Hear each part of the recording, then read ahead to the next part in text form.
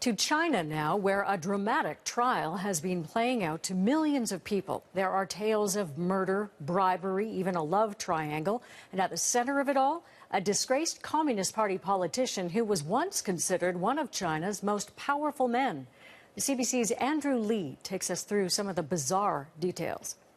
Billed as a trial of the century, these courtroom images and the sordid testimony have captivated China. The trial has it all: allegations of a love triangle, a murder mystery, and a lavish jet-set lifestyle. Bo Xilai was once a rising star in the Communist Party. Some even saw him as the next leader of China, but his downfall has been swift. There is ample evidence to prove the defendant is guilty of taking bribes, corruption, and abuse of power. Let's start with the love triangle. Bo alleges the police chief Wang Lijun was in love with his wife Bo Xilai. After a falling out, Wang fled to the American consulate, seeking asylum. That brings us to the murder mystery. He revealed that a British businessman, Neil Haywood, was poisoned after a deal went bad, and that Bo and his wife were complicit in the cover-up of his death. Bo's wife was convicted of Haywood's murder, and she is a star witness in this trial. That brings us to the lavish lifestyle.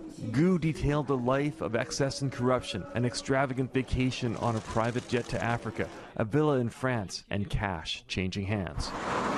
For the first time, ordinary Chinese people were allowed to look at the lucrative gravy train enjoyed by the ruling class. He was a government official. He needs to think of us instead of his personal affairs. High officials should have the people in mind. You cannot sacrifice people's interests to satisfy your own personal and private interests. The trial detailed a world where bribes, politics, and power go hand in hand.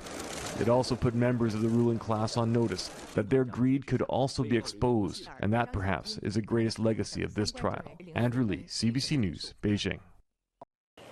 Former CBC correspondent Patrick Brown has reported on China for the past 3 decades and has been following this story very closely. We spoke to him earlier today in London.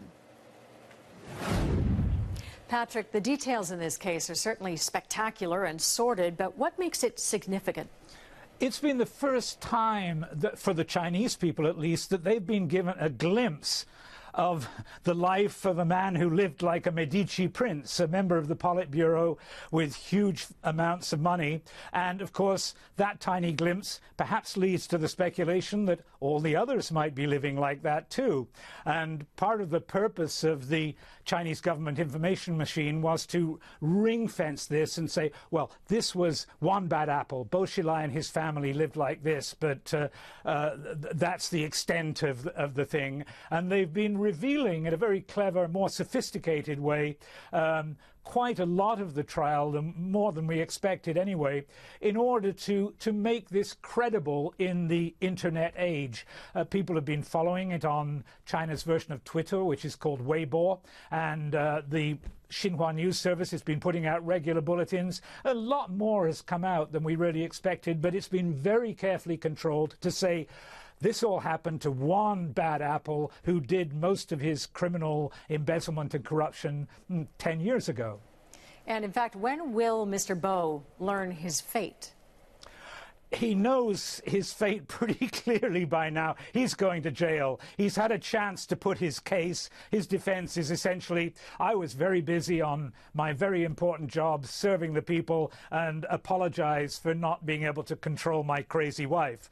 That plays reasonably well in China, but certainly wouldn't work in the West.